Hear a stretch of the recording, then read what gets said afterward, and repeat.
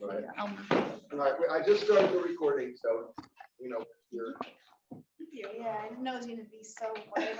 No, you shy. Yeah. No. So yeah, we're here.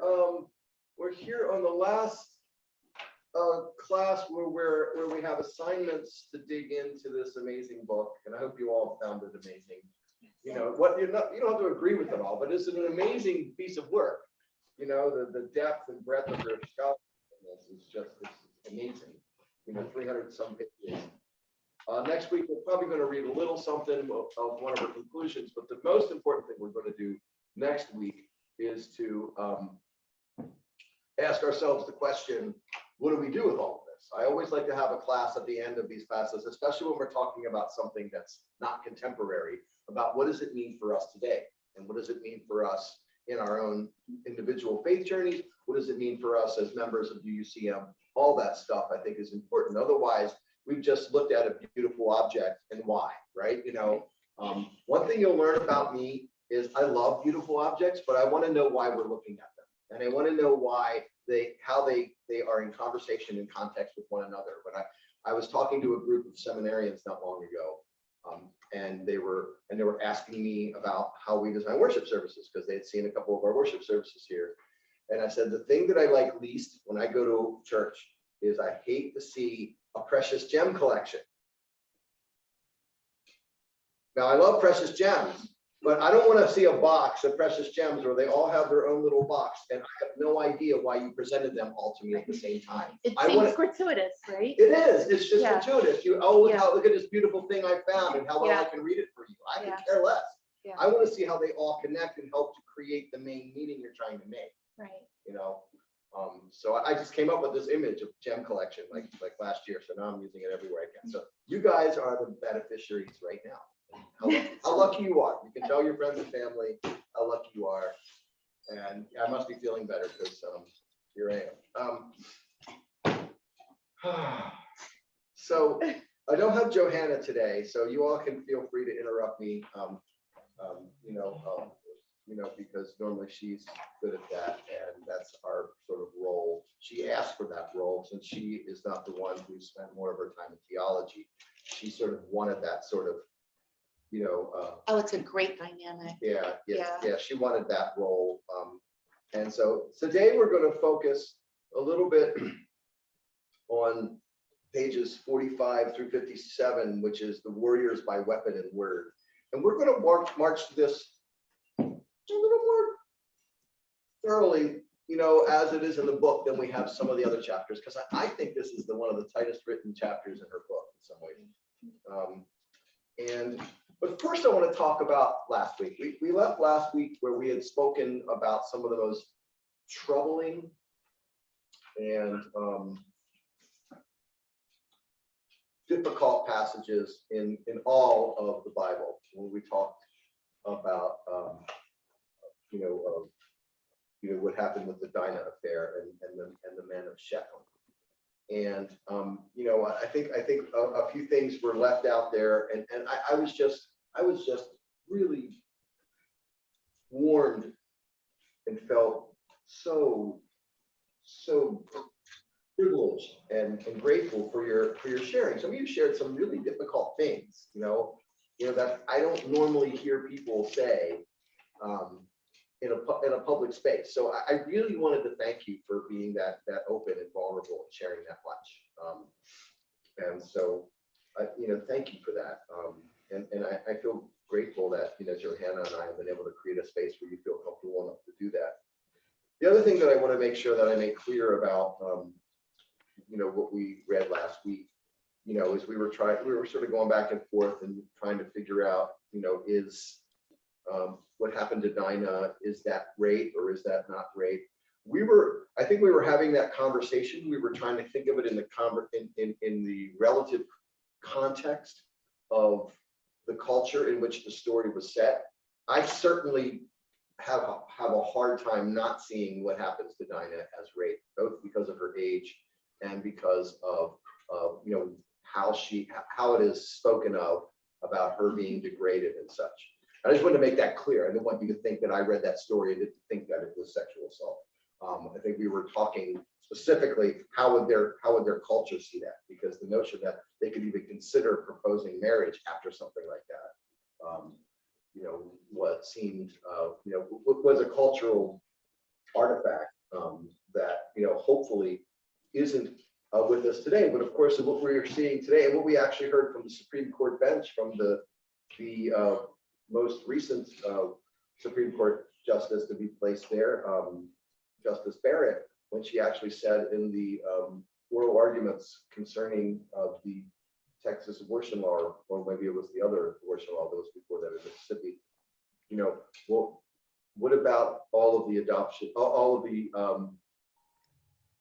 options for adoption, as if a woman who has been assaulted, be it by rape or by incest, should be forced to take a baby to term, and forced to, for the rest of their lives, have a connection with a violent event that never should have happened to them. And so I just wanted to make sure that I was clear. So anything you want to wrap up from last week or from the rest of the class? And if not, that's fine too. All right, here we go. Well, and so let's just get right at it, shall we? It's already 1:15, and you guys are just let me go on and on like I do. All right, so let's turn to page 45, which is the opening of Warriors by Weapon and Word. So the very beginning of the chapter. And I'm not going to do all the reading today, so I'm going to ask folks in the class to read some of the sections. But I'm going to point out things that I think are particularly awesome in this chapter, and then invite you all to do the same. So even the very first couple of paragraphs really help us, I think, understand the culture of ancient Israel in ways that we might not before we encounter this text. So Israel crossing into Canaan changes its role. It is a time of conquest, a time of war. The Israelites have become fighters, and the saviors of Israel, women as well as men, have to be aggressors. The times call for warriors, and 2 warrior women appear in the decisive defeat of the Canaanites. So securing the so-called promised land, according to Fry McKinsky, and it's hard to argue with her, is finished by 2 women. This is not insignificant. One initiates the battle, Deborah, calling the troops to action. The other, Yale, delivers the coup de grace that completes the defeat of Canaan. Canaan, Canaan, I interchange that. I will probably always do that. These women are remembered in both story and song. The story in Judges 4 and the song is in Judges 5. And this is very interesting. I'm going to spend some time with the Song of Deborah, and I'd like to hear maybe a different translation of it when we get there. The song is a very ancient poem, and most scholars believe it's the earliest writing that remains in the Bible. It's probably very, very old, predate biblical authorship. And there are lots of reasons that they believe this is so, mostly the style and the language used in it. And they believe that it was written in the 11th century before the Common Era. So that's 3,100 years ago, soon after the events that it records. Wait, so when they say 11th century, they mean 11th century BC? Yes. Okay, I was going to ask about So that. she's a Jewish writer, and she doesn't look at any of the Christian women in this text. Everything is before the Common Era. Okay. Yes. That's exactly correct. Yes. And the story reaches present shape much later, but its origin is believed to be there. And the 2 literary creations, she says, has subtly different attitudes, and placing them side by side, the book of Judges is encouraging us to read them together as well as separately. So encouraging us to see where they're alike and where they're different. And I think that really gives life to the stories.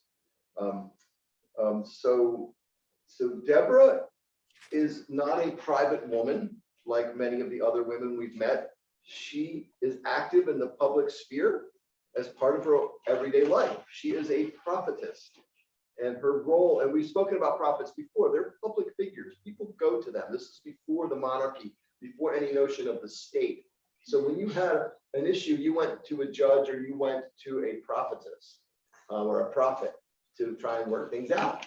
Because there were no cops, there was no courts. When they say judge, it's not a judge in a regular court. It's someone who's known to be wise and will make good decisions that people would have invested that power in this part of the biblical era.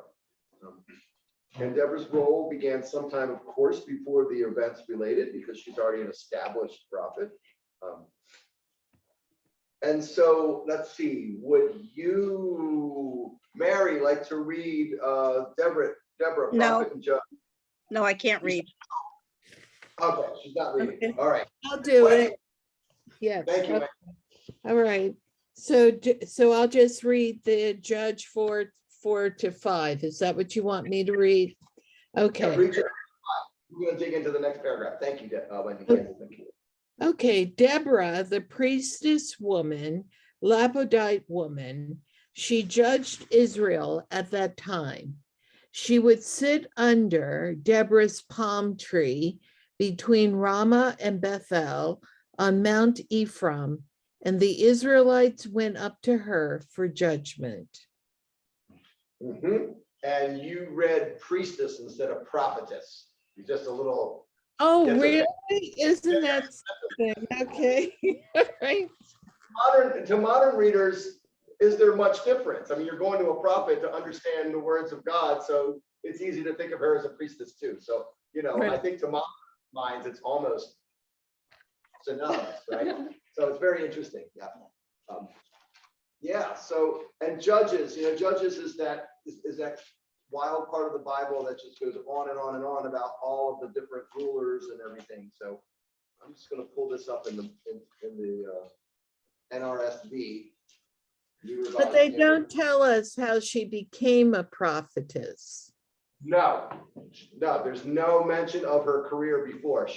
We meet her, and the story begins with her already being accepted as a prophetess, and everyone knows where she is, and we learn more about her. So I'm going to read part of this next paragraph, which unpacks this, and this is some of the best exegesis in this whole book. Exegesis means what you take from the text to explain the text. All right, I'm on page 46. It's right past where Wendy just read. The record begins as Israel is oppressed by Yabin, king of Hazor. Deborah is a prophet woman, someone who speaks with divine authority, and she is a Lapidot woman.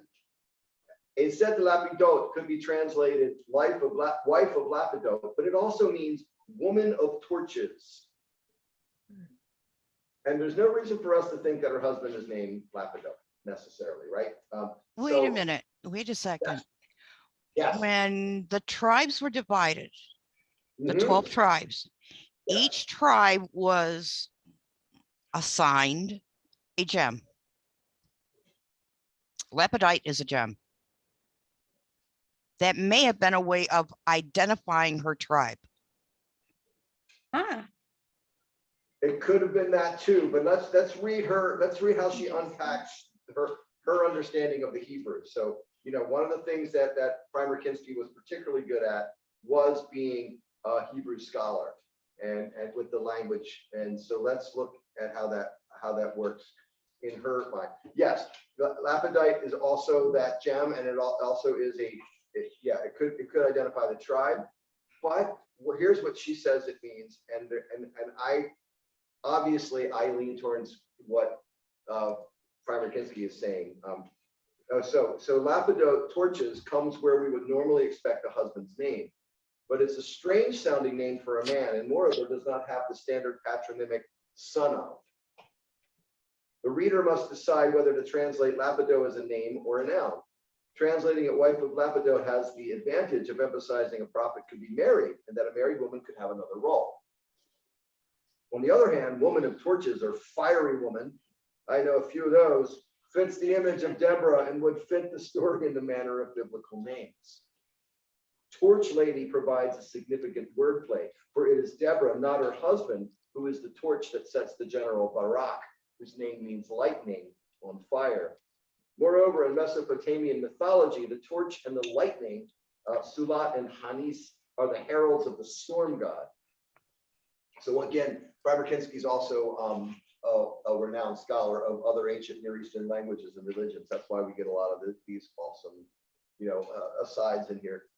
In the same way, Torch Lady and Lightning are fit agents for the God of Israel, who defeats Sisera by creating a river of mud to incapacitate his chariots. The story also tells us that Deborah judged Israel. The judges were Israel's charismatic leaders in the days before monarchy. These leaders usually acquired their political authority after they Israel through battle. The first such judge, Othniel ben Kenaz, set the pattern. The oppressed people cried out. The Spirit of Yahweh came upon Othniel. He judged Israel, went out to battle. Yahweh gave Cushan, king of Aram, into his hand. Did Deborah become a judge in the same way, by leading a group in battle? Or perhaps she acquired her authority by offering sage advice that led to a victory, or by predicting an important matter came true. And the story never tells us. And so basically what Frymer-Kinski comes down to, there's no way of telling for sure if it's telling us that she actually is a wife of someone named that, but it seems like she prefers the term fire lady or torch lady. And all right. Any observations on that before we move forward? Who wants to read the next bit? Yes. I will read it. Yeah, page 47. Thank you, Wallace. I might fumble these names, let me try. That's okay. Do that.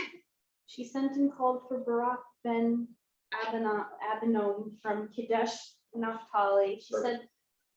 She said to him, did not Yahweh, God of Israel, command, go and pull toward Mount Tabor and take with you 10,000 men from the men of Naphtali and Zebulun.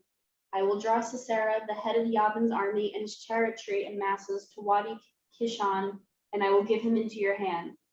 Barak said to her, if you go with me, I will go. If you will not go with me, I will not go. She said, I will indeed go with you, especially since you will get no glory on the way you are going. For into the hand of a woman, Yahweh will deliver Sisera. Deborah rose and went back with Barak to Kadesh. Barak mustered Zebulun and Naphtali to Kadesh. 10,000 men went up to his feet, and Deborah went up with him. All right. Wow, there's a whole lot there. So the prophetess is telling us what's going to happen. And like many prophets and prophetai and prophetesses, she speaks a little bit in a riddle, we find out. Because she says, for into the hand of a woman, Yahweh will deliver Sisera. And I don't know about you, but when I read that, I think it's into Deborah's hand. That's why she has to go. Yeah. But we find out something different later in the story, right? Zebulun and Naphtali are tribes of Israel. So that's why he's going to Naphtali and Zebulun to get soldiers. And we'll find out later that those who don't accompany him are not considered in as high regard, at least after this battle, because they didn't answer the call. What other observations besides those?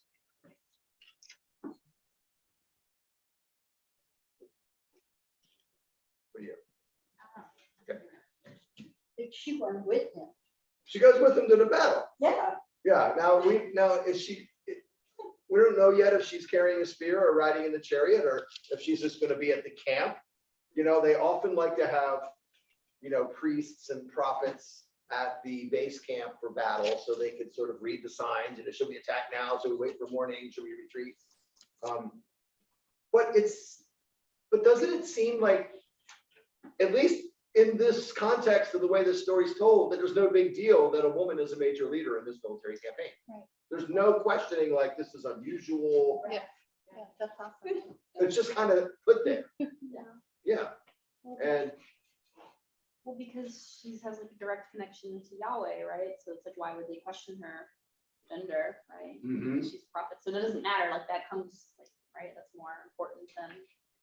I don't know. Yeah, was that a different class of people? Like, Mhm. not subject to the standard laws Mhm. as they relate to gender? Mhm. That's a much more eloquent way of putting it. Yeah.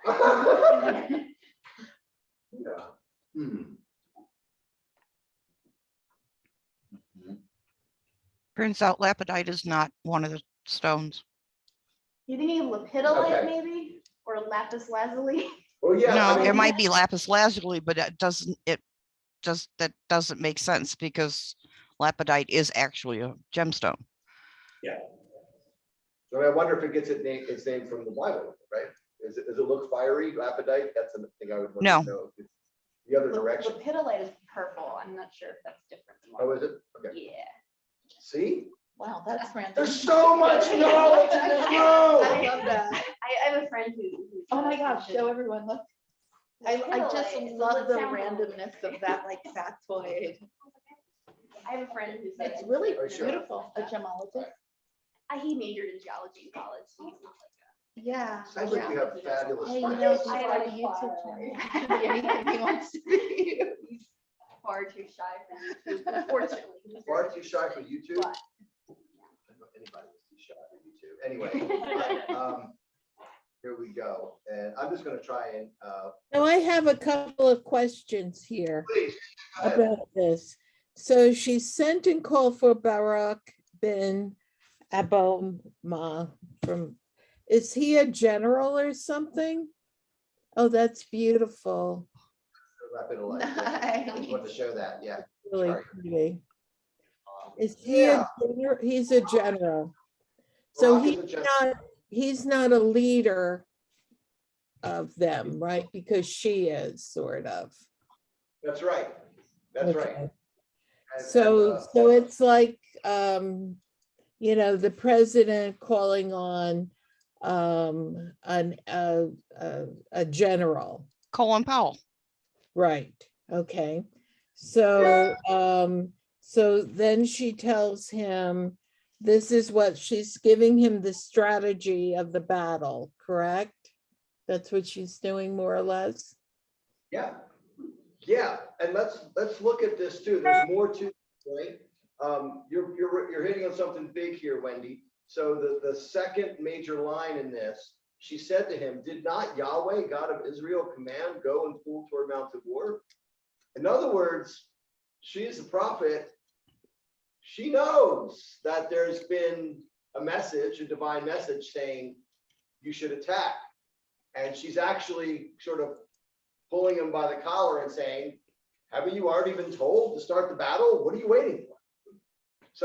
And Primer Kinski picks up on this on the next page. She says that, so the first full paragraph at the top of 48. So go without delay, and so Deborah's call to go in this tradition. Deborah hints that she is following up on a previous call to Barak. Did not Yahweh, God of Israel, command? God has spoken to Barak, and Deborah's call is a second summons. And I think that's easy to conclude from the text. Otherwise, why would she ask that question already, right? Right. And so Barak must have had enough power to summons everybody. I'm just trying to figure out the power structure here. Like, Yeah, what were the generals really in control? She's a judge. What exactly politically did that mean? Was she like in charge of all the tribes, or was Barak in charge of all the tribes? oh, that's a good question. My understanding of the way this society was organized at this time in history is no one had supreme power. Not until they have a monarchy. And in learn in ancient times is there's more than one prophet. Obviously, we hear the story of Deborah. She's lifted up as a prophet of consequence and someone that was followed and someone that should be followed. But there was no sort of final authority outside of small bands of people in this part of their history, because there was no monarchy, there was no state. So that's why the tribes were supposed to be paying attention to the divine will. That a lot of the stories in Kings and Chronicles is how and Judges are about how the leaders are not paying attention to the divine will. And so that's why you have to have the prophets and and the prophetesses around. I don't think there's a gender, it's probably not a gender neutral way to say prophet. But there you go. And so in that sense, this is what we're left with, that there are always more than one voice saying this is what the will of God is. And so the leaders who have the power to do something, in this case Barak, have their work is discerning which one is the real interpretation of divine will, and then to act upon that. But yeah, but Wendy, there's nobody that they had to pay attention to. Barak is not doing Deborah's will here. Barak is doing God's will here, how I read the story. So Barak, is that the way our Barack Obama, is that his spelling? He has a C He before has the a K. C, yeah. But yeah, That's what, okay. Okay. Mhm. I like the fact that it means lightning. Yes. All right, so we're going to keep going down here, and she explains a little bit of this in the very next paragraph of 48. You know, she gives a lot of good information in this text about how the Bible has been interpreted in ways that she believes the Bible was not intended. So she begins this paragraph: readers have often been bothered by Barak's reluctance to go without Deborah, declaring that his hesitation makes him less manly. But Barak has good reason to be insecure. Yabin, after all, has 900 chariots.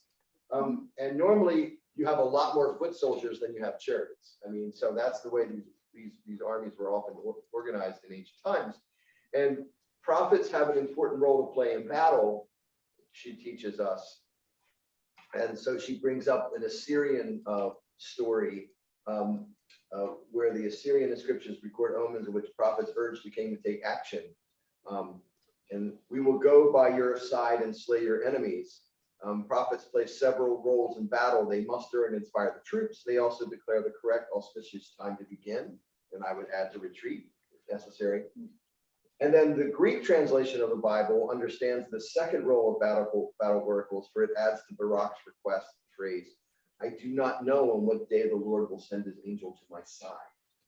That's why he goes to the prophet. So, and this is not just in ancient Israel. This is the ancient Greeks. Like the Greeks wait forever, right? When they're in a siege of Troy for, you know, the divine auspices to say it's time to sack Troy. I mean, this is throughout the ancient world. And I would say, I would not be surprised if it still happens on battlefields today, like they do some in Central Europe right now. I have a question. Yes. The word for the Bible, how do you pronounce that? Septuagint. All it means is the 70 books. It's a Greek word, and it's the first time that the Bible was translated wholesale into a language other than Hebrew, as far as we know. Thank you. Yeah. That's really interesting. And it becomes the most useful form of that text by Jesus's time, because Greek becomes the common language of that whole settled part of the world: Southern Europe, Northern Africa, Western Asia, you know, including Palestine and Syria and Libya, not Libya, Lebanon. Sorry. So cool. Yeah. So Reverend Scott, just to go back to something you just said, Yes. you're saying that people nowadays wait for a prophet or some auspicious moment? Yeah, sure. Intelligence. You got to read the tea leaves. Now we're reading intelligence. I mean, you know, I think we still wait for the auspicious time. We try and imagine when, you know, the gods might favor our maneuver more. I don't know if generals and commanders would admit as much, but I certainly have known some Pentagon brass in my life, because the congregation I used to serve was 11 miles from the Pentagon. And I would not be surprised if either Ed or Dick Robeson or Mary Kringer, did a lot of praying before they went into battle. Yeah. And also to your point, there's so much stock and faith put into external indicators and things that signal specific things. And that actually is, I think, indicative of an underlying need to find faith or to get direction from an external source. Yeah. Putin waited until after the Olympics. That's right. Putin waited until after the Olympics. That's right. Yes. I'm pretty sure that was a conversation. No matter I'm sure that's not anything that anybody talked about, Yeah. but let's face it, if he had acted during the Olympics with all of his athletes there, his athletes may not have ever come home. That's right. That's exactly right. That's exactly right. And the other thing to remember, as much as we hear all these stories of warfare in the ancient texts, whether it's this text or other ancient texts, ancient warfare was difficult to mount. It was difficult for it to proceed for months and years on end. It was there was very little to compel people to fight in the thousands and the tens of thousands for somebody else's cause. It was just not an easy thing to do. The notion of nationhood that we have today and nationalism, there was some pride and such, I guess, in people's cultures, etc. But it's nothing like what we've seen in the last 800 years or so, especially, in the 18th, 19th, and 20th centuries. And so, and without having the state to enforce conscription, meaning the forced service, drafting into the army, it just wasn't easy. That's why, if you're going to get me to go to battle, what are we doing? How long are we going to be there? How many do I really need to find me 10,000 troops? That's why Barak probably doesn't answer the command the first time. It wasn't easy. It wasn't like they did not have standing armies like military bases waiting to say, hey, we got to go over here. No, you had to call people out of their fields. This is why wartime often happened. They were, but mostly if you wanted to keep your people happy, you didn't pull them into a battle during planting harvest time because they couldn't finish feeding their families or take care of their homes. So this is completely different understanding of warfare than we have. Right. All right. Who's going to read our next bit on the battle? I just want to read something that she says here at the bottom of page 48, and then someone's going to read Judges 4:13 to 16 for us. Most of the Assyrian prophets were women, and reports from both the ancient and more recent Near East show a consistent pattern of the presence of women to inspire the troops and taunt the enemy. All right. There's no reason to think that biblical readers found anything strange about Barak's request to Deborah in her capacity as either prophet or woman. And I would think there would be nothing strange about him saying, all right, you're telling me God says we got to do this. You're coming with me. That would be my attitude. Right? You're going to be in harm's way too. I mean, if I have to be honest about that incentive. All right, who wants to read the next piece? Anyone want to read, Dora? I'll read. Thank you, Nicole Gray. You're welcome. Sisera mustered all his territory, 900 iron chariots, and all his people from Harosheth Hagoyim to Wadi Gishon. Deborah said to Barak, arise, for this is the day that Yahweh gives Sisera into your hand. Does not Yahweh go out before you? Barak quickly descended from Mount Tabor, and 10,000 men after him. Yahweh distressed Sisera and all the chariotry and all the camp by the sword before Barak and Sisera descended from his chariot and fled on foot. Barak chased the chariots in the camp to Harosheth Hagoyim and fell on Sisera's camp with the sword. Not even one remained. Sisera fled on foot to the tent of Yael, the wife of Heber the Kenite. Wow. So this seems like it doesn't take very long. It's not like the siege of Troy, which lasts, decades, right? It's all right, we're going, and here we go. And we learn later why he has so much success. Apparently a great storm comes and turns the ground into mud, and the chariots get stuck in the mud, we learn later on.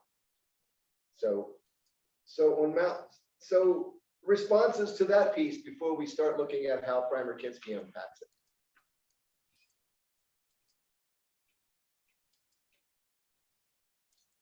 How's that different than Jericho? What's that? How's that different from Jericho? From Jericho? Yeah. Say God more said, about- go march around the city every day Yes. for 6 days. right. On the seventh day, go march around the city and blow your horns. And the walls came tumbling down, which is an established fact. The walls That's of right. Jericho at that time fell. That's They right. can't You prove know? why, but they proved it happened. Yes, Jericho is a city that Joshua sieges, and you just circle it for a few days, and then and something magical with the divine power of the trumpets makes the walls crumble. It's a great Story. song. That's right. It's Joshua a did the fun battle song. of Jericho. Jericho. Jericho, Jericho, The battle of Jericho. The walls came tumbling down. Brilliant, yeah. Yeah. If nothing else, the Bible gives us some great music. All right. For sure. So there we go. So this is pretty straightforward. You know, this is mostly action. Oh, But I wanted to just Yes. say one thing, pardon me. yes. So to your point, I noticed, and I think perhaps I'm thinking about it because of the rawness of the war and just the violence and the physicality. There doesn't seem to be that type of physicality. You know, you don't have like visuals of people, you know, dying, like, you know, Right. stabbed to death or, Right. you know, impaled or all of the other ways that people could die. It's not like Or- Homer when he describes people getting killed. It's very graphic, you know? Yeah.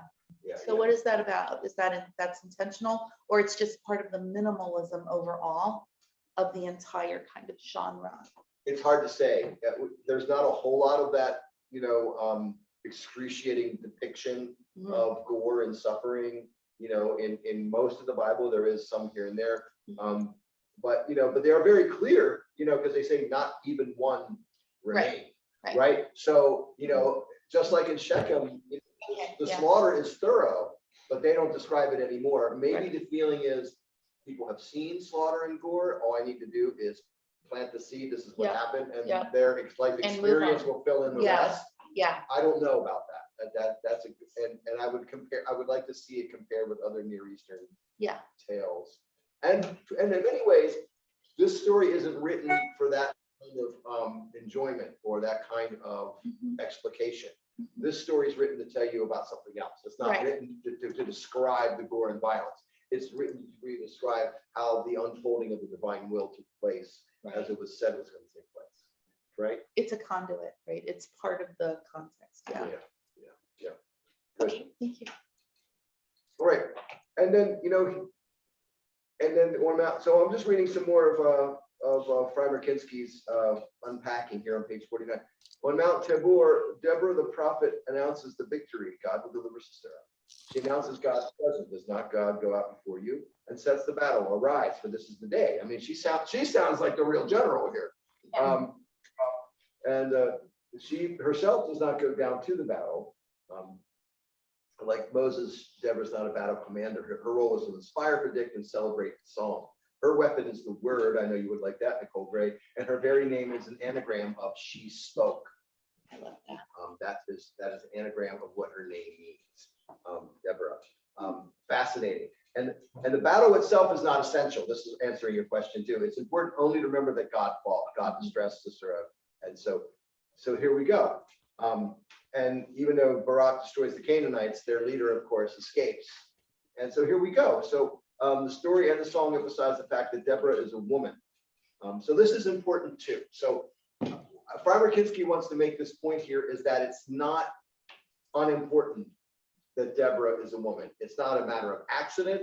In fact, it seems like, at least in the context of this part of the story, that it's commonplace.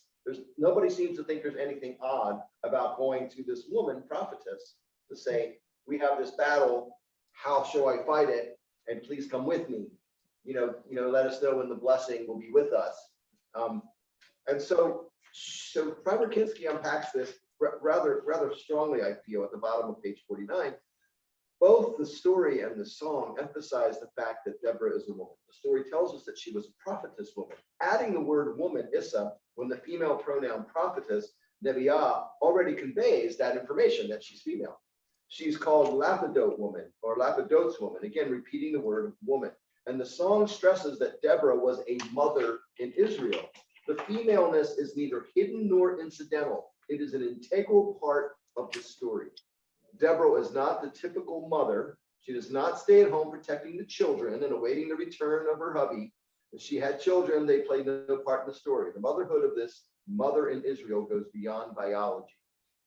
It describes her role as counselor during the days before the war, indicates her role in preserving the heritage, and in her case by advising in the course of battle. And then this paragraph, I have all kinds of happy marks around this paragraph. There's another sense of mother, one very foreign to most readers, but well illustrated in an ancient oracle to Ashurbanipal. The oracle took the form of a nocturnal vision in which the goddess Ishtar of Arbela appeared in full battle array. The priest who had the vision reports, "You, Ashurbanipal, were standing in front of her, and she spoke to you like a real mother, giving the following instructions. Wait with the attack, for whenever you intend to go, I also am ready to go." After Ashurbanipal says he will go with her, the priest continues, "She wrapped you in her lovely baby sling, protecting your entire body. Her face shone like fire." Fire woman, fire woman. "Then she went out on a frightening way to defeat your enemies against Tuman, king of Elam, with whom she was angry." So in this vision, Ishtar acts like a mother precisely when she protects the king while defeating his enemies. The Assyrians, like us, rarely thought of women as warriors. Ishtar, whom they called the one who smites the heads of the enemies, was the great exception. But the observation that mothers protect their young against enemies is a universal one. Deborah, the mother in Israel, protected the people in time of danger. Mhm. And she emphasizes this at the end of the last paragraph on that page, where she says, Deborah is fiercely protective of her own, meaning of the people of Israel. She is not a member of some international club of mothers. She's a mother of a nation or of a people. And that's what the story tells us. Whether she's a mother of actual, human beings is immaterial to this author. And It's then, of like course, Golda Meir. Golda Meir is also considered a mother of Israel. very good. Mhm. Yeah. Say more about that. Do you remember any other nicknames she Well, had? she was also, I really liked her. She was a warrior type of person. I was just very impressed by her. And she came from Milwaukee, so she was born here in the United States and raised partially here. And definitely was an equal to the generals, Israel, and she's the one who led Israel through the 7-day war. And she also led Israel in the revenge against what happened in Germany, in Munich, with That's the Olympic, 72. she used the Mossad, to kill. It was like eye for eye there. The woman was really quite ruthless. So, and yet she came off as being very grandmotherly in her whole persona.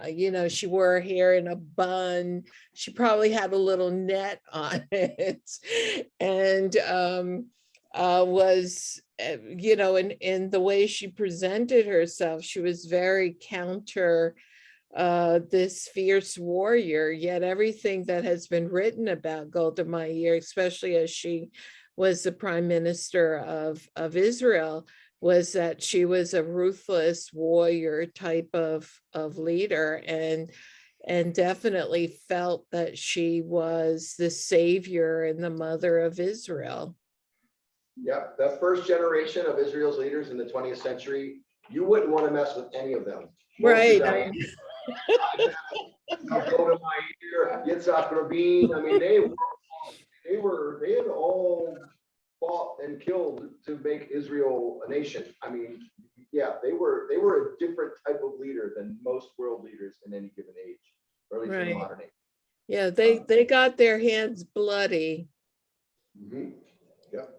So The last thing that's fun to remember about the name Deborah is that it's not just an anagram of she spoke, but it's also a noun meaning bee.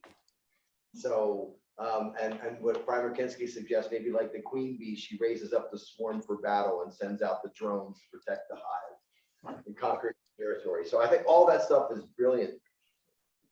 So we're going to go from there, and we're going to read more of the Song of Deborah than is included in the text. All right. So I'm going to be going to the Bible. I'm actually going to share screen for this. I'll find a passage here, Judges 5. Where are we starting? What's that? Where are we starting? Starting actually in the Bible, and I'll put it on the screen. All right. Well, I want to read it in my version. Yeah, Judges 5, the beginning. of Judges 5, okay. Yep. All right. And so when the princes in Israel, so this is the Song of Deborah. So apparently it says that Deborah and Barak sing this song, but it's always been called the Song of Deborah.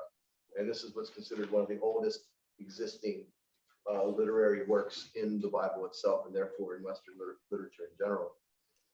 When princes in Israel take the lead, when the people willingly offer themselves, praise the Lord. Hear this, you kings, listen, you rulers. I, even I, will sing to the Lord. I will praise the Lord, the God of Israel, in song. When you, Lord, went out from Seir, when you marched from the land of Edom, the earth shook, the heavens poured, the clouds poured down water, the mountains quaked before the Lord, the one of Sinai, before the Lord, the God of Israel. In the days of Shamgar, son of Anath, in the days of Yale, the highways were abandoned. Travelers took the winding paths. Villagers in Israel would not fight.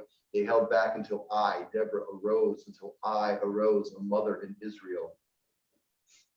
God chose new leaders, but when war came to the city gates, but not a shield or spear was seen among 40,000 in Israel. My heart is with Israel's princes, with the willing volunteers among the people. Praise the Lord. You who ride on white donkeys, sitting on your saddle blankets, and you who walk along the road, consider the voice of the singers of the watering places. They recite the victories of the Lord and the victories of his villagers in Israel. Then the people of the Lord went down to the city gates. Wake up, Deborah, wake up, break out in song. Arise, Barak, take captive your captives, son of Abinoam. The remnant of the nobles came down. The people of the Lord came down to me against the mighty. Some came from Ephraim, whose roots were in Amalek. Benjamin was with the people who followed you. From Machir, captains came down. From Zebulun, those who bear a commander's staff. The princes of Issachar were with Deborah. Yes, Issachar was with Barak, sent under his command into the valley. In the districts of Reuben, there was much searching of heart. Why did you stay among the sheep pens to hear the whistling for the flocks? In the district of Reuben, there was much searching of heart. Gilead stayed beyond the Jordan, and Dan, why did he linger by the ships? Asher remained on the coast and stayed in his coves. The people of Zebulun risked their very lives, so did Naphtali on the terraced fields. Kings came, they fought. The kings of Canaan fought at Tanakh by the waters of Megiddo. They took no plunder of silver. From the heavens the stars fought. From their courses they fought against Sisera. The river Kishon swept them away, the age-old river, the river Kishon. March on, my soul, be strong. Then thundered the horses' hooves. Galloping go his mighty steeds. Curse Marat, said the angel of the Lord. Curse its people bitterly, because they did not come to help the Lord against the mighty. Most blessed of women be Yal, the wife of Heber the Kenite, most blessed of tent-dwelling women. He asked for water, she gave him milk. In a bowl fit for nobles, she brought him curdled milk. Her hand reached for the tent peg, her right hand for the workman's hammer. She struck Sisera, she crushed his head. She shattered and pierced his temple. At her feet he sank, he fell, there he lay. At her feet he sank, he fell, where he sank, there he fell dead. Through the window peered Sisera's mother. Behind the lattice she cried out, why is his chariot so long in coming? Why is the clatter of his chariots delayed? The wisest of her ladies answered her. Indeed, she keeps saying to herself, are they not finding and dividing the spoils, a woman or two for each man, colorful garments as plunder for Sisera, colorful garments embroidered, highly embroidered garments for my neck, all this as plunder? So may all your enemies perish, Lord, but may all who love you be like the sun when it rises in its strength. Then the land had peace 40 years. And so I would love a musician who knows the ancient Hebrew, because there are cues in the Psalms and other ancient scriptures of how these things should be sung. There doesn't seem to be any such instruction in this text. But we see the contrast between Yale and Deborah, who are women of action, and Sisera's wife, perhaps, and his mother, who are waiting. Oh, certainly they're enjoying the spoils of war. They're going to bring me beautiful robes. I will wait here. Yes, they are definitely making fun of the women of the conquered nation. They are contrasting. They are uplifting their own glory. And again, like many things that end up in the ancient part of the Bible like this, most likely this was such a well-known song. There's no way they could have written the Bible and not put it in somewhere. Just like the story of Adam and Eve, just like a lot of these stories we've read that seem like come out of nowhere. The editors try and fit them in and make them echo other parts of the Bible to make their own meaning stronger. But here, we have this ancient thing that has to be accounted for. And they create this whole story around it. And we have no reason to think that there's not some truth laden into this song. The biblical authors and editors didn't seem like they needed to explain that why it was a woman who was telling them the need to go to battle, who was interpreting the will of God to them, who was actually sort of, taking them by the beard and saying, haven't you already been told to go to war? What are you waiting for? Get your troops together. It's time. The biblical authors often explain things that they feel like they need to explain.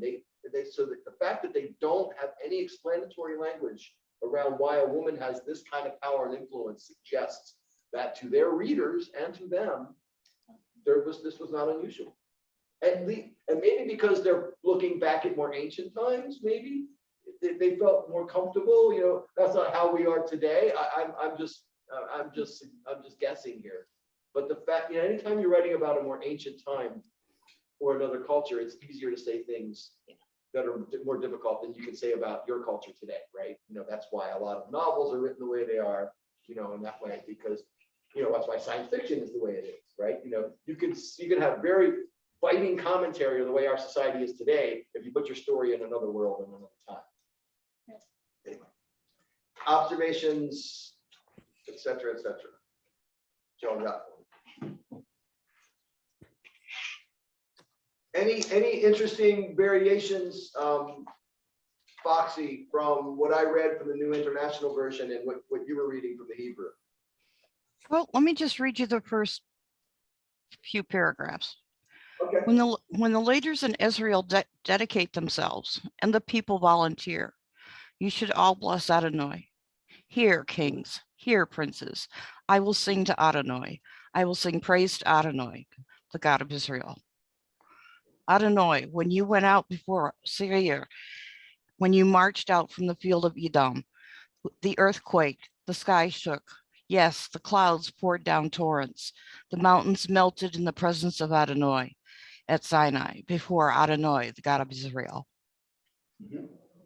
I think it's more lyrical. Yeah, sure. Mm-hmm. I can almost hear the Hebrew in it. Are you translating on the fly from the Hebrew, or are you reading something? No, that's I'm reading an English translation. I don't read Hebrew. But I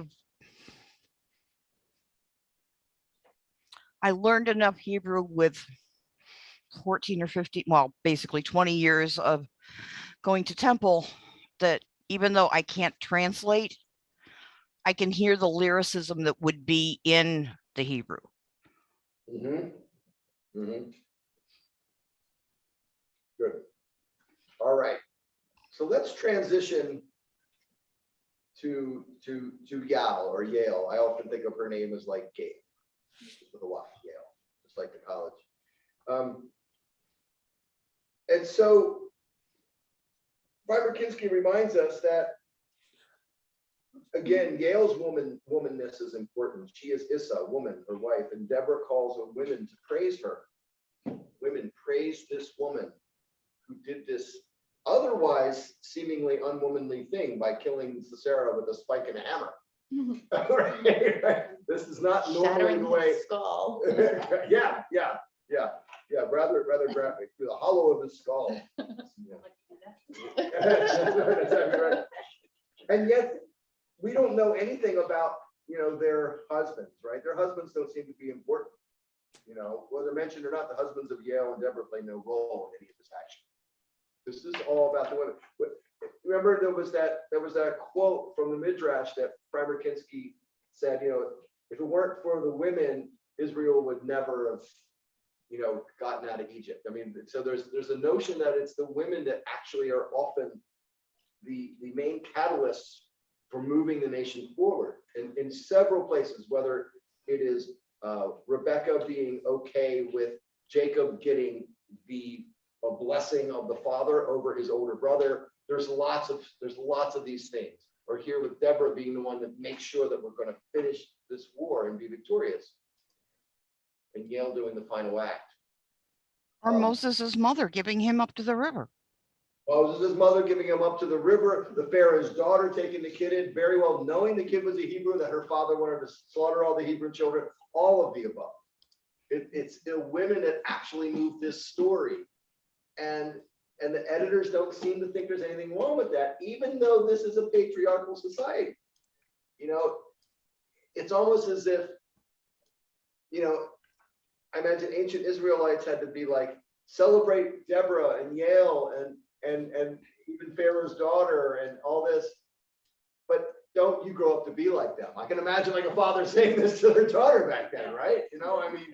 Because that's not how society really functions. I mean, these are heroes. We can't always all be heroes, right? It's just fascinating to me that tension here. And so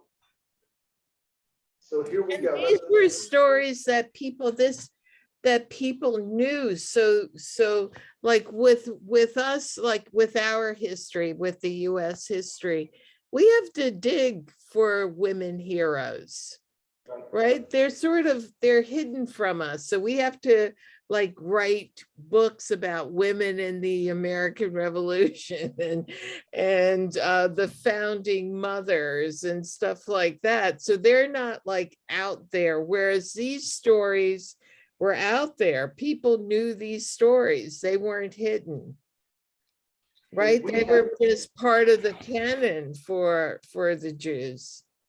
If we take nothing from this class, I hope it's that the Bible is not saying that women are not important and don't play major roles in the history of nations, right? Exactly. Right? And the reason, Wendy, I believe that our society did not really lift up its sheroes, if I may use that term, is because we modeled ourselves very deliberately after Rome. And Rome was probably the most misogynistic major empire in world history that we know about. And so we modeled ourselves after Rome and we had very clear gender role expectations. And we know this because of what happens after World War II. After we promoted Rosie the Riveter to try to get women to work in defense plants, we were really quick to promote the idea of the nuclear family, and women have to go back to traditional roles and be barefoot and pregnant in the kitchen making sure dinner's ready for when hubby comes home, you know, on awful television shows like Father Knows Best. And so, don't talk to me about the 1950s. That's a whole other sermon. I get in this conversation, I get this fight with my parents all the time. And so, you know, yeah, the reason we snap back to that is because that is a big piece of who we are. And part of that is being based on the Romans. Yes. Yeah, so it's important to remember that. And, you know, so Primer Kinski speaks about Yale being, you know, that Yale as the most blessed of women. This is the top of page 52. Bless you. Subtle difference. To translate most blessed of women is to imply that Yale is alone among women to be such a heroine. But blessed by Yale by women, be Yale by women, calls for women to claim Yale as their own heroine and role model. The Hebrew Tebarak, Minyasim Yael, can be understood both ways. Do all women have this capacity for ferocity and courage? The translator, she says that the Hebrew does not make that distinction. The Hebrew leaves it up to the reader more than most Christian translations have done. All right, I won't go into the most of this. I want to focus on a few other things here. All right. Before you leave Yale, What's before you leave Yale, I Yeah. had a thought. These are all people from the same general location. Yeah. Who is to say that Yale wasn't the daughter of, or even a captive who was subsequently married and wasn't Jewish by birth and by belief? So regardless of how the male of her household, because in one of the translations I read, it indicated that her household was one that Cicerone felt safe going to. It was one of his captains or something. What's to say that she didn't take it upon herself to eliminate the primary antagonist to her people? What if she was a Jew? We have no real way of knowing, and Primer Kinski reminds us that the Kenite people often were aligned, or at least very friendly to Jews, but they were smiths. They were known to be smiths. So, you know, you go where the money is. There's a war, you set up your smith shop next to the battlefield because people need their swords and their spears fixed in the course of battle. This is another true aspect of ancient warfare. That ancient warfare would attract food merchants, it would attract armorists and smiths, you know, all of those, you know, healers. Yes. All right. So we're going to keep moving down some of this. Have we talked about this, like how Yale went off and killed Sisera yet? We haven't. Yeah, got- now there's two stories about Sisera. She kills Sisera in the song in one way, but in Judges 5, but in Judges 4, in the story, it's a little different. So actually, Primer Kinski puts the story after the song in her discussion. So that's what we'll do next. Any comment on the song before we move to the story and wrap that one up? Okay. All right, who's going to read on page 53, Sisera? This is Judges 4:17 to 23. Who wants to read? Is that Sue? Their hand up? Oh, no. That wasn't Sue? Oh, Oh my God. All right, I'll read it because, you know, that's what I do. Sisera fled on foot to the tent of Yale, the wife of Heber the Kenite, for there was peace between Yabin, king of Hazor, and the house of Heber the Kenite. Yale came out to meet Sisera. She said to him, "Turn aside, my lord, turn aside to me. Don't be afraid." And she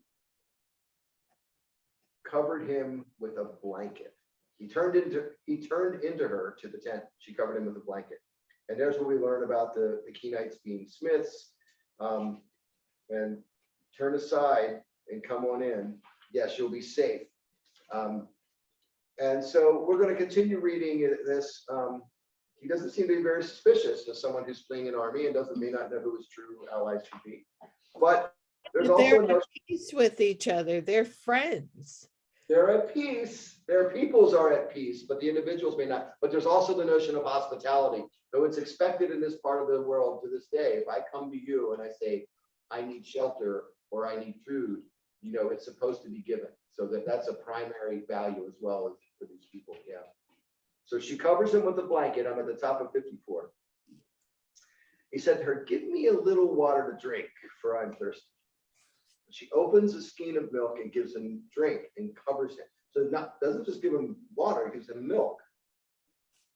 And then he says to her, stand at the gate of the tent, so that if a man comes and questions you and asks, is there a man here? Then you will say no. So he goes right from pleading for help to making a command. This may not go well. Yale, the wife of Haber, took the tent peg and placed the mallet in her hand.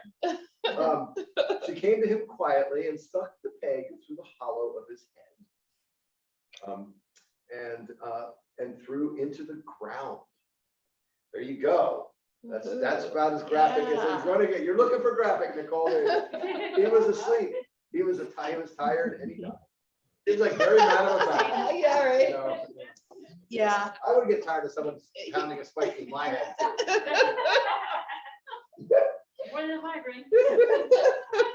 Probably wind down Friday. And now look, Barak is chasing after Sisera. Yale went out to meet him. She said, come and I will show you the man you're seeking. And he came with her and looked, Sisera is lying dead and the tent peg is in his head. Wow. Wow. Who does stand at the door, or unlike contrasted with Rahab, who does stand at the door, but lies to the one seeking the ones who have come for shelter. Yale does exactly the opposite. Come on in, and she dispatches him herself. And Primer Kinsky writes, at first, Yale seems exactly like all other women. She's at home, not on the battlefield. She welcomes Sisera into her home, begins to nurture him, covering him with a blanket. And when he politely asks for water, gives him fresh milk. More than just a hostess, she acts as a mother. Her mothering enables him to feel secure. He asks her to hide him and lie about his whereabouts. But the request seems reasonable, but the tone is not. He had asked politely for a little bit of water, but now, revived and confident, he starts to issue orders. His demand that Yale stand at the door is not polite. Not only does he not say please, he currently uses the masculine command form rather than the proper address for a woman. Yale's nurture is beginning to bring out his habit of command. But yet her mothering also makes him secure enough to fall asleep, which of course we learn is what helps her do the deed. And so what else do folks want to lift up about this? Because I want to read some of the last couple of pages of this because I just find it fascinating. Before I move to those last couple of pages, what else? Any observations folks want us to look at, or are we good? Well, she's being much more feminine in the way she's doing things, right? So she's not dealing with her strength per se, but her sneakiness, like her, let's get them in and get him tired, get him comfortable, and then I'm going to kill him, not when he's, commanding her to go and stand at the door. She's not going to say, okay, now I'm going to get you, so she's being much more feminine in the way that she dispatches the murder. That's in the story, but in the song, it's almost as if she just does it when he arrives. So if we review what she's song, what she does in the song, he asked for water, she gave milk. Her hand reached for the tent peg. It doesn't say anything about him falling down and falling asleep. And right. He falls at her feet. At her feet, he sank. So he must have been standing, right? So the song and the story tell the whole tale a little bit different, and that's okay. Right. Well, it is in terms of how they're presenting a woman. So in one case, she waits till he's sleeping. So that's he's not he can't overwhelm her at all. And then on the other hand, then she's much more powerful, and that's like a different view of what a woman could do. So what the editors wrote is Judges 4, right? But the song is more ancient. So the song actually has her being more bold than the story. Mhm. And so any way that the editors were thinking they should soften, because I can imagine men, and it was believed when this was written, it was mostly men, if not exclusively men, doing the actual editing of what gets down on the page. They're thinking the readers aren't going to believe that she just knocked his tent peg through his head, while he was standing there. So they talk about him lying down. That's the one way they try and soften her, just in the little bit there. But all right, so you picked up all that stuff, because all that stuff's important, because this is all edited, this is all revised, this is all selected deliberately for these people to make their point to their readers at the time. And let's find out how it gets changed even more. So this is pages 56 and 57. I've never found a more concise explanation of how Greek culture changes how we understand the Bible than these couple of paragraphs. All right, so I'm going to begin here. Let's see. It actually begins at the bottom of 55.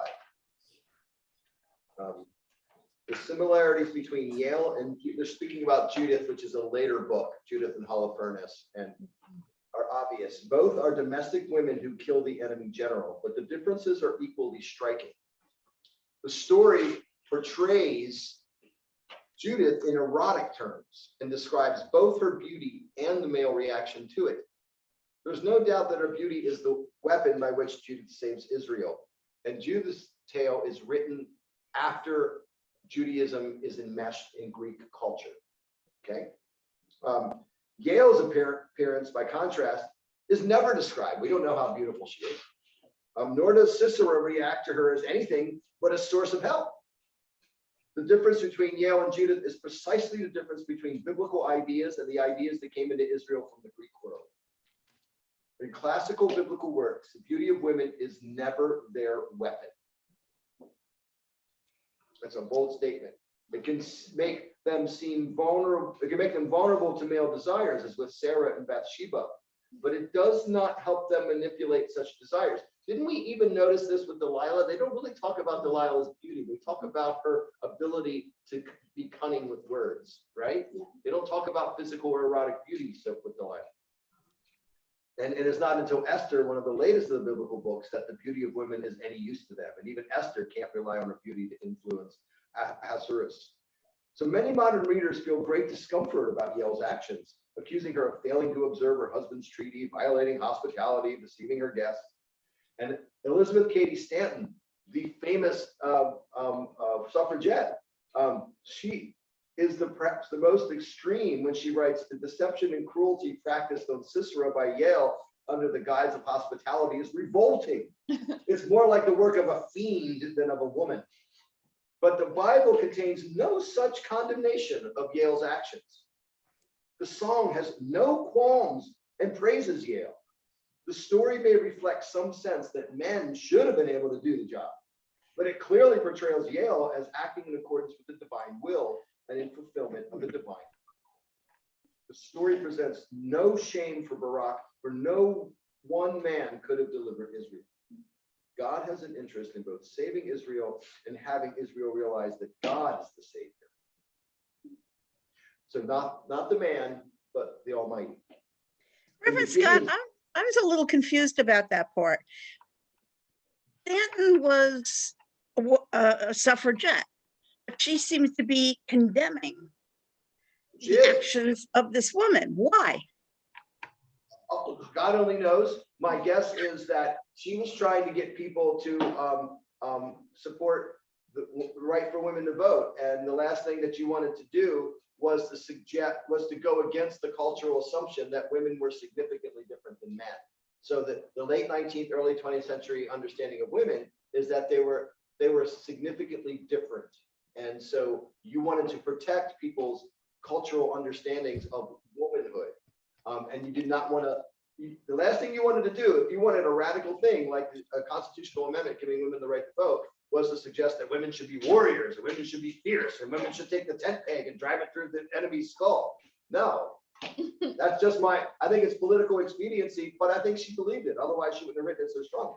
Well, at that point too, any kind of aggressive behavior by a woman was seen as unfeminine. And could get you put into the sanatorium. That's right. Exactly. Let me just finish a little bit of this, and then we'll have then we'll wrap up together. All right. So in the Gideon story, God insists Gideon take only 300 men to battle. This is to emphasize that it's God's will, not what human beings do. This is the main point of these parts of the Bible. God insists that Gideon take only 300 men to battle, so it'll be obvious that it was God rather than Gideon who's the ultimate savior. And so in the defeat of Canaan, God carries out the salvation of Israel both directly through the storm and by the combination of men and women, each doing part of the deliverance. So Yale confounds all expectations. The tent does not always make the warrior secure. In old Canaanite tale, the Akka Effect conveys a similar message. Akkad angers the fierce goddess Anat. Later, he sits alone in a tent eating when Anat's servant Yatpan swoops down in the form of a vulture and strikes him in the head so that he dies. The ferocious woman will find you in the tent. Yale reverses Sisera's expectation that she will protect him, an expectation that many readers share in their assumption of what a hostess will do. And she completely inverts the common experience of women in war. When a warrior approaches a tent in wartime, we normally fear, not for the warrior, but for the woman inside. We brace ourselves for a violent rape in which the warrior brutally penetrates the woman. Instead, it is Yale who penetrates with her weapon. Women in their tents are not always victims. Wow. Yeah, wow. Awesome. Anyway, so I think this is now my favorite chapter in this book, and I'm going to be preaching on this, I don't know when. And I may be asking you guys to help, so watch out. Sure. What do we need to wrap this up tonight? Ruth. What's that? Breathe? Ruth. Oh, Ruth. Oh, well, you want to do Ruth next week, or Naomi and Ruth? Where you go, I will go, beloved. Could do that. Yeah. And next week, I don't mind talking about one of the tales of Ruth, because there's a lot of them. So Ruth and Naomi, and if I can find that in here, I think it's 239. Do I remember that right? Why do I remember that so vividly? Did you send that out already? Is that in the No. email or it's additional? I don't have a photographic memory. I have a rusty steel trap memory. Sometimes the rust falls off and I forget. Yeah, you're right. It's 238, 239. It's the royal origins, Ruth on the royal way. Is that what you We're meant? going to look at that a little bit next week, just glance over it, because what I want to spend I want to spend most of the class next week, actually, because next week is our last class. Is it the 7th? I thought it was My on the reasons 7th. my reasons for Ruth had nothing to do with her royal lineage and everything to do with the fact that she's the opposite of a Levirate, whatever that would be. Okay. And it gives another definition to the whole concept of redemption. I must have designed this class for 8 sessions and I kept thinking 7. So I guess we are going till April 7th, unless you guys are going to demand your money back. So let's do Ruth next week, and there's a section of the Weimer-Kinsky book, which is just more conclusion and really important understanding of what it means, how to put this all in context. So I'm just looking for. Was that 333 through 354? 333 through 354. That's it. Okay. That's what I was looking for. Okay. So 239 through, was it 356 and 333 through 354. I will send that all out to you after we get this class. But so this is remarkable. I mean, I really love that we spent time with this story. I've read this story over so many times, and I just didn't catch nearly as much as I did this time with really focusing on with Primer Kinski, how she unpacks this.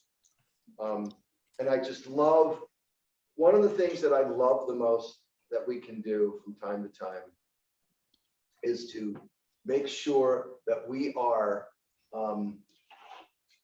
asking ourselves, where did our assumptions come from? Why do we assume that this world that we're reading or the world we're living in is supposed to be the way that it is, or they're supposed to be the way we think it is? Oh, yeah, I do that. Sorry about that. Yeah, get your elbows off the table, Reverend Scott. That's what that was. Yeah. So, how do we always ask the question? What are the underlying assumptions that I'm bringing here? What are the underlying assumptions that the author's bringing here? What kind of values does the author think that the reader has? Because the author's always going to be writing to those, even if they're trying to turn them upside down. You got to start where they are to take them where you want them to go. And far too often, I know I sound like an old dude, but it's worse now than when I was younger, and it's because of things like social media and Twitter try to explain your thoughts in 144 characters or less. Well, now it's 288, right? Oh wow. And the 24-hour news cycle, and what have you done for me today mentality. We need to ask ourselves, how did we get here? What are the underlying values and concepts that are operating? I'm making assumptions on that I'm acting as if they're true. This is all about faith exploration and building a meaningful spiritual journey, because if you don't know the values that you're assuming are true, you're going to be upholding things that you don't really want to uphold when it's pointed out to you, because you're just sort of shooting in the dark. So this is why, our faith journeys are so important, why we need to follow the doubts that come to us, because the doubt is going to be the test of a true faith. That, why am I doing this? Why am I saying this? Why am I acting like this? Why do I assume this to be true? All these questions we have to be asking ourselves over and over. Yes, there's always homework. There's always homework.